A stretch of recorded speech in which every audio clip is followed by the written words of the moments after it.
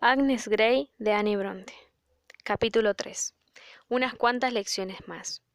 Me levanté a la mañana con una sensación de esperanzada alegría a pesar de las desilusiones que ya había experimentado, pero descubrí que vestir a Marianne no era nada tarea fácil, pues había de untarle el abundante cabello con pomada, luego hacer 3 largas trenzas y rematarlas con lazos de cinta, tarea que me causó grandes dificultades a mis dedos inexpertos. Me dijo que su niñera lo hacía en la mitad del tiempo y por culpa de su inquieta impaciencia consiguió que tardase aún más.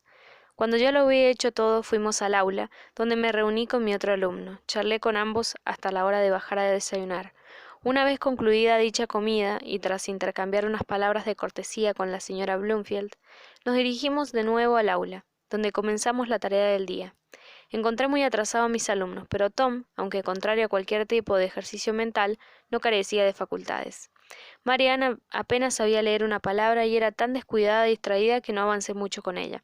Sin embargo, a fuerza de grandes arrestos y mucha paciencia, logré hacer alguna cosa a lo largo de la mañana y después acompañé a mis jóvenes discípulos al jardín y al parque contiguo para disfrutar del recreo antes de almorzar. Allí nos fue bastante bien, excepto que me di cuenta de que ellos no pensaban que iban conmigo. Era yo quien debía ir con ellos a donde quisieran llevarme. Debía correr, andar o estarme quieta exactamente según su capricho. A mí me pareció que esto era el sentido inverso del orden de las cosas, y me resultaba doblemente desagradable, ya que tanto en esta ocasión como en las otras posteriores parecían preferir los lugares más sucios y las ocupaciones más lúgubres. Pero no había más remedio. O los seguía o me mantenía alejada de ellos, cuando la impresión de descuidar mis responsabilidades. Hoy manifestaban una especial preferencia por un pozo que había en el fondo del césped, donde estuvieron chapoteando con palos y guijarros durante más de media hora. Y yo tenía un miedo constante a que los viese el padre por la ventana y me echase a mí la culpa de permitirles ensuciarle la ropa, y mojarse las manos y los pies en vez de tomar ejercicio. Pero ningún razonamiento, orden o luego conseguían apartarlos de allí. Si ella no los vio, si los vio otra persona, un señor montado a caballo había entrado por la verja y se acercaba por el camino. A unos pies de distancia se detuvo y gritando a los niños con un tono penetrante e irascible les ordenó mantenerse fuera de ese agua. Señorita Grey, dijo. Supongo que es usted la señorita Grey. Me sorprende que permita usted que se ensucien la ropa de esta manera. ¿No ve usted que la señorita Bloomfield se ha manchado el vestido? Y que los calcetines del señorito Bloomfield están calados, y ninguno de los dos lleva guantes. Vaya, vaya, permítame rogarle que en futuro los mantenga usted decentes por lo menos. Y con estas palabras se dio la vuelta y reanudó la cabalgata hasta la casa. Este era el señor Bloomfield. Me sorprendió que llamara a sus hijos señorito y señorita Bloomfield, y aún más que me hablara con tan poca cortesía a mí, su institutriz, y una persona totalmente desconocida para él. Poco después sonó la campana llamándonos. Yo comí con los niños a la una mientras él y su esposa almorzaron en la misma mesa. Su comportamiento allí no lo hizo mejorar mucho en mi estima. Era un hombre de estatura normal, más de bajo por encima, más flaco que gordo, aparentemente de entre 30 y 40 años. Tenía la boca grande, un cutis pálido y deslúcido, los ojos con un azul lechoso y el cabello de color del cáñamo. Tenía una pierna de carnero delante. Nos sirvió a la señora Bloomfield a los niños y a mí, pidiéndome que les cortara la carne a los niños y luego, tras de varias vueltas al carnero examinarlos de diferentes puntos, lo pronunció no apto para el consumo y pidió que le trajeran buey frío. ¿Qué le pasa al carnero, querido?, preguntó su compañera. Está demasiado hecho. ¿No se da cuenta usted, señora Bloomfield, de que ha perdido toda su gracia? ¿Y no ve usted que el jugo rojo se ha secado del todo? Bien. Creo que el buey estará a su gusto. Le pusieron el buey delante y comenzó a trincharlo, pero con una expresión de disgusto de lo más lastimoso. ¿Qué le ocurre al buey, señor Bloomfield? Yo creía que estaba bueno. Y estaba muy bueno. No lo podía haber un trozo mejor, pero está totalmente echado a perder, respondió él con tristeza. ¿Cómo es eso? ¿Que cómo? Pero no ve usted cómo lo han cortado. Válgame Dios, que es una vergüenza. Han debido cortarlo mal en la cocina. Entonces, pues estoy segura de que yo lo trinché perfectamente ayer aquí. Sin duda que lo han cortado mal en la cocina, los muy bestias. Vaya, vaya. ¿Alguien ha visto un trozo de buey tan bueno y tan completamente destrozado? Pero recuerde, en el futuro, cuando un plato decente se retire de esta mesa, en la cocina no debe ni tocarlo. Recuerde eso, señora Bloomfield. A pesar del estado lastimoso del buey, el caballero consiguió cortarse algunas tajadas apetitosas, parte de las cuales se comió en silencio. Cuando volvió a hablar, fue en un tono menos quejumbroso para preguntar qué había para cenar. Pavo y orugallo. Urogallo, con la concisa respuesta: ¿y qué más? Pescado. ¿Qué clase de pescado? No lo sé. Que no sabe, gritó él, levantando solemne vista del plato y dejando suspensos el asombro del tenedor y el cuchillo. No, le he dicho que la cocinera que comprase algo de pescado, pero no le he dicho del cual. Es el colmo. Una señora aparenta llevar una casa y ni siquiera sabe qué pescado hay para la cena. Admite pedir pescado, pero no especifica cuál. Quizás, señor Bloomfield, ¿querrá usted pedir la cena personalmente de ahora en adelante? No se dijo nada más. Yo me alegré mucho de salir del comedor con mis alumnos porque nunca en la vida me había sentido tan avergonzada e incómoda por una cosa que no fuera culpa mía. Por la tarde nos aplicamos a las lecciones de nuevo y después volvimos a salir. Luego tomamos el té en el aula y después vestí a Mary Ann para el postre. Y cuando ella y su hermano estaban abajo en el comedor aproveché la oportunidad para empezar a escribir una carta a mis seres queridos. Pero los niños subieron antes de que hubiese escrito la mitad. A las 7 había acostado a Mary Ann, luego jugué con Tom hasta las 8, y cuando él también se marchó, terminé la carta y deshice las maletas, que antes no había tenido ocasión de hacer. Finalmente yo también me acosté. Pero este es un ejemplo muy favorable del transcurso de un día. Mis tareas de educación y vigilancia, en lugar de hacerse más fáciles al irnos acostumbrando yo y mis alumnos unos a otros, se me hicieron más trabajosas según iba descubriendo sus caracteres. El nombre de institutriz descubrí enseguida. Era una mera burla tal como me lo aplicaban. Mis alumnos tenían menos nociones de lo que una obediencia de un caballo salvaje o indómito. El miedo habitual al genio quisquilloso de su padre y el temor a los castigos que solía infligirle cuando se irritaba. Generalmente las mantenía a raya cuando él estaba presente. Las niñas también temían algo a la ira de su padre, y al muchacho en vez en cuando lo sobornaba para que lo hiciera lo que yo mandaba con las esperanzas de una recompensa.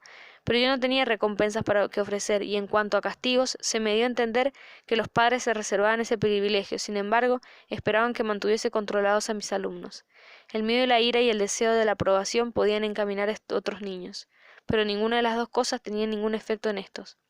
El señorito Tom se contentaba con no permitir que se le dominase, sino que quería erigirse él mismo en dominador y manifestaba con gestos en las manos y los pies su voluntad de meter en cintura no solo a sus hermanas, sino también a su institutriz, y, como era un muchacho algo fuerte para su edad, esto ocasionaba bastantes penalidades. Unas cuantas manotadas en esas ocasiones habían podido resolver la situación sin mayores problemas, pero en tal caso era capaz de inventarse alguna historia para contársela a su madre, que ella sin duda se creería, ya que tenía una fe tan firme en su veracidad. Aunque yo ya había comprobado que no era en absoluto irreprochable, decidí abstenerme de pegarle incluso en defensa propia. Así en sus momentos más violentos mi único recurso era tumbarlo de espalda y sujetarle los pies y las manos hasta que se le pasara un poco la locura. A la dificultad de evitar que hiciera lo que no debía, se sumaba obligarle a hacer lo que sí debía. A menudo simplemente se negaba a aprender, a repetir las lecciones, incluso a mirar el libro. Aquí también quizás hubiese sido útil una buena vara de abedul, pero como mis poderes estaban muy limitados, debía aprovechar al máximo los medios de los que disponía. Como no había horas fijas designadas al estudio y al recreo, decidí imponer a mis alumnos una tarea determinada, que con moderada atención podrían completar en poco tiempo, y hasta que la hubieran hecho, por cansada que yo estuviera o por perversos que me mostrasen, nada menos que la intervención paternal me induciría a permitirles salir del aula, incluso si era necesario sentarme en la silla pegada a la puerta para mantenerlos allí. La paciencia, la firmeza y la perseverancia eran mis únicas armas. Resolví utilizarlas lo más posible. Decidí siempre cumplir al pie de las letras las amenazas y promesas que hacía, y con tal propósito debía tener cuidado de no amenazar o prometer nada que no pudiera ser realidad. De esta forma podía contener cuidadosamente toda infructuosa irritabilidad e indulgencia con mi propio mal genio. Cuando se comportasen bien, sería todo lo amable y complaciente que pudiera, con el fin de hacer la distinción más amplia posible entre el buen y el mal comportamiento. También razonaría con ellos de la manera más sencilla y afectiva. Cuando les riñera o me negara a conceder sus deseos después de un yerro notorio, yo haría con más pena que ira. Haría comprensibles para ellos sus himnos y oraciones. Cuando orasen por la noche y pidieran perdón por sus ofensas, les recordaría los pecados del día pasado con solemnidad, pero con perfecta amabilidad para evitar provocar el espíritu de la oposición. Si habían sido traviesos, cantarían himnos de penitencia. Si habían sido relativamente buenos, cantarían himnos alegres. Yo les impartiría todo tipo de instrucción en lo posible por medio de un discurso entretenido, con ningún objetivo aparente que no fuese divertirles. Con estos medios esperaba con el tiempo tanto beneficiar a los niños como ganarme la aprobación de sus padres y también convencer a los míos de que no faltaban a mi habilidad y prudencia como suponían. Sabía que me las tenía que ver con grandes dificultades, pero sabía que por lo menos creía que en una incansable paciencia y perseverancia conseguirían vencerlas, y mañana y noche pedía la asistencia divina para este fin. Pero los niños eran tan incorregibles, los padres tan poco razonables, o yo misma estaba tan equivocada en mis ideas, o era tan incapaz de ponerla en práctica, que mis mejores intenciones y mis esfuerzos más energéticos no parecían producir mejor efecto que la diversión de los niños y la insatisfacción de sus padres y un tormento para mí. La tarea de la instrucción era tan ardua para el cuerpo como para la mente. Tenía que correr detrás de mis alumnos, cogerlos, llevar y arrastrarlos a la mesa y a veces mantenerlos allí a la fuerza hasta el final de la clase. A menudo colocaba a Tom en un rincón, sentándome delante de él con una silla, sujetando en la mano el libro que contenía la pequeña tarea que debía leer antes de soltarlo. Él no tenía la suficiente fuerza para apartarme a mí y la silla, por lo que se quedaba moviendo el cuerpo y la cara con contorsiones más grotescas y singulares imaginables, risibles sin duda para un espectador indiferente, pero no para mí, gritando y chillando con fuertes sonidos tristes que pretendían representar el llanto, pero sin derramar ni una sola lágrima. Yo sabía que lo que hacía con el único fin de molestarme. Por lo tanto, por mucho que temblara interiormente de impaciencia, exasperación, valientemente intentaba suprimir cualquier señal visible de irritación, y me quedaba sentada con tranquila indiferencia esperando a que se dignara suspender este pasatiempo y prepararse para corretear en el jardín, echando un vistazo al libro y leyendo y repitiendo cuantas palabras tal como se lo pedía. A veces decidía hacer mal la caligrafía y yo tenía que sujetarle la mano para evitar que manchase o desfigurase el papel. Con frecuencia le amenazaba con que si no lo hacía mejor tendría que escribir otro renglón.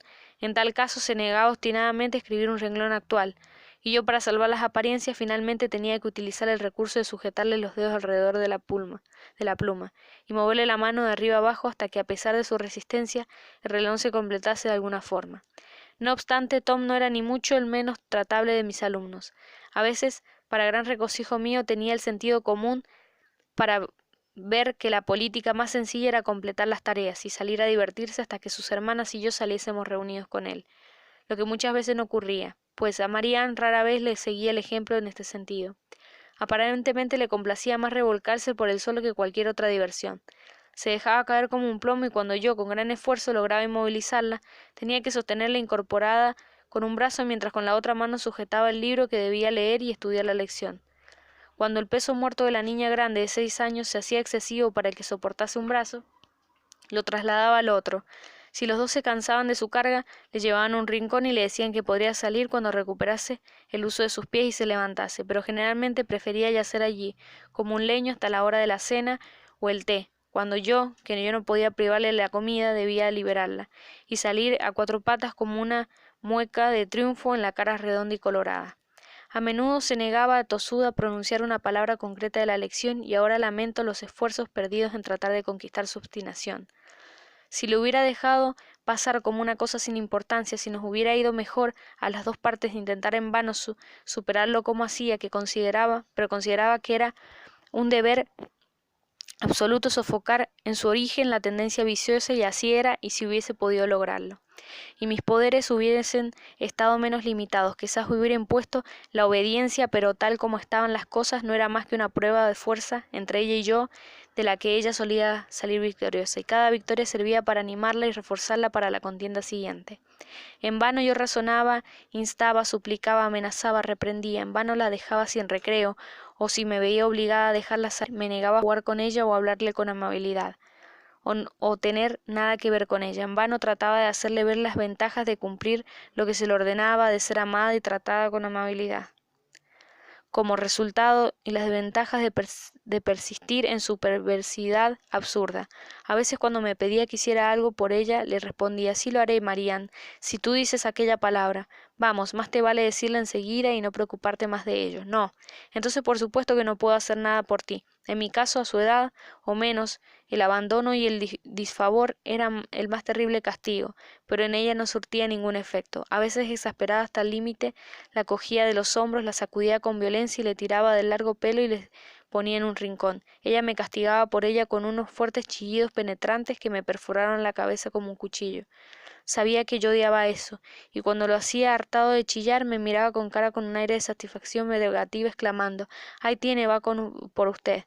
Y luego chillaba una otra vez hasta obligarme a taparme los oídos. A menudo esos terribles gritos atraían a la señora Bloomfield, que acudía a ver qué ocurría. «Mariana, ha sido mala, señora». «¿Y por qué son esos horrendos gritos?», grita de mal genio. «Nunca he oído un estruendo semejante, es como si le estuviera usted matando. ¿Por qué no está fuera con su hermano? No logro que acabe sus lecciones, pero Marianne debe ser una niña buena y acabar sus lecciones». Esto lo hacía dulcemente a la niña. Y espero no volver a oír semejantes gritos nunca más, y fijando los fríos, petreos ojos en mí como una mirada inequívoca, cerraba la puerta y se marchaba. A veces yo intentaba coger por sorpresa a la pequeña obstinada y preguntarle la palabra mientras pensaba en otra cosa. Con frecuencia empezaba a decirla y se detenía de repente con una mirada provocativa que parecía decir: «Ah, soy demasiado lista para ti, no vas a conseguir sacármela con engaños». En otra ocasión fingí olvidarme de todo el asunto y hablé y jugué con ella como de costumbre hasta la noche. Cuando fui a acostarla entonces, justo antes de marcharme, inclinándome hacia ella, que yacía toda risas y de buen humor, le dije tan alegre y amable como antes: «Bien, Mary, dime esa palabra antes de que te dé un beso de despedida. Ahora eres buena y por supuesto lo dirás». «No, no la diré». «Entonces no puedo besarte». «Bien, no me importa». En vano le expresaba mi pena, en vano les rezagaba esperando algún síntoma de contrición, pero realmente no le importaba, y le daba sola en la oscuridad, sorprendida sobre todo por esa última muestra de obstinación insensata. En mi propia niñez no podía imaginar un castigo más penoso que el de mi madre se negase a darme un beso por la noche. La sola idea era espantosa. Nunca llegué a sufrir más que la idea, pues afortunadamente nunca cometí un crimen que lo considere digno de tal pena. Pero una vez recuerdo, por alguna transgresión de mi hermana, a mi madre le pareció conveniente infligírsela. No sé lo que sentiría ella, pero tardé mucho en olvidar mis lágrimas y el sufrimiento que experimenté por la compasión hacia ella. Otro rasgo molesto de Marianne era su incorregible predisposición a correr una y otra vez al cuarto de los niños para jugar con sus hermanas pequeñas y con la niñera. Esto era bastante natural, pero como iba en contra del deseo expreso de su madre, por supuesto yo le prohibí que lo hiciera, y hacía todo lo que podía para mantenerla conmigo. Por eso solo consiguió aumentar sus deseos de estar en el cuarto de los niños. Cuanto más me esforzaba por mantenerla alejada, más a menudo iba allí y más a tiempo se quedaba, para gran disgusto de la señora Bloomfield, quien como bien sabía, yo echaría toda la culpa a mí. También me suponía la vejación vestirla todas las mañanas. Unas veces se negaba a que la lavase, otras no se dejaba vestir como no le permitiese ponerse un vestido determinado que yo sabía que su madre no le gustaba, otras gritaba y salía corriendo cuando me disponía a tocarle el pelo, de modo que muchas veces, cuando tras grandes dificultades e infortunios por fin había logrado que bajase el desayuno, ya casi se había acabado, y era seguro que otras miradas coléricas de mamá y unos comentarios malhumorados de papá dedicados, si no dirigidos a mí, serían mi recompensa, pues había pocas cosas que irritasen más al padre que la falta de puntualidad de las comidas. Después, entre las molestias menores, estaba mi incapacidad de satisfacer a la señora Bloomfield con la vestimenta de su hija, y el pelo de la niña nunca estaba presentable. A veces, con gran reproche para mí, realizaba ella misma el oficio de doncella, quejándose amargamente después por el fastidio que le ocasionaba. Cuando la pequeña Fanny vino al aula, yo esperaba que ella por lo menos sería dócil y obediente, pero unos cuantos días, si no unas cuantas horas, fueron suficientes para destruir la ilusión. Resultó ser una criatura traviesa y huraña, dada a los embustes y a los engaños, a pesar de su tierna edad, y alarmantemente aficionada a ejercitar sus dos armas ofensivas y defensivas, el escupirles a la cara a los que provocaban su desagrado y el rugir como un toro cuando no se cumplieran sus irrazonables deseos. Como solía estar callada en presencia de sus padres, y estos tenían la impresión de que era una niña excepcionalmente pasible, solían creer sus mentiras y sus fuertes alborotos, les llevaban a sospechar el tratamiento duro e insensato por mi parte. Cuando finalmente su mala disposición se hizo manifiesta, incluso a los ojos parciales de ellos, yo sentía que me echaban la culpa de todo a mí. «Qué traviesa se está volviendo Fanny», decía la señora Bloomfield a su marido. «¿No te has dado cuenta, querido, de que ha cambiado desde que la asiste a clase? Pronto será tan malo como los otros dos. Siento decirlo. Ellos han empeorado mucho últimamente. Tienes razón, era la respuesta. Yo pensaba lo mismo. Pensaba que cuando tuviéramos institutriz mejorarían, pero al contrario, están cada vez peor. No sé qué ocurrirá con sus conocimientos, pero sus hábitos desde luego no mejoran nada. Están más alborotados, más sucios y más indecorosos. Y cada día que pasa, y más cada día que pasa. Yo sabía que todo eso iba dirigido a mí, y estas todas las indirectas parecidas me afectaban mucho más profundamente que una acusación abierta, porque contra esta me hubiese atrevido a hablar para defenderme. Tal como estaban las cosas, me pareció que el sistema más sensato era reprimir todos los impulsos de ira, sofocar la cohibición sensible y seguir perseverando lo mejor que podía, porque a pesar de lo molesta que era mi situación, quería encarecidamente conservarla. Pensaba que si lograba seguir luchando con firmeza e integridad incansables, con el tiempo los niños tornarían más humanos, cada mes contribuiría a hacerles un poco más sensatos y en consecuencia más manejables, pues un niño de 9 o 10 años tan desequilibrado e ingobernable como estos, con 6 y 7 serían un maníaco.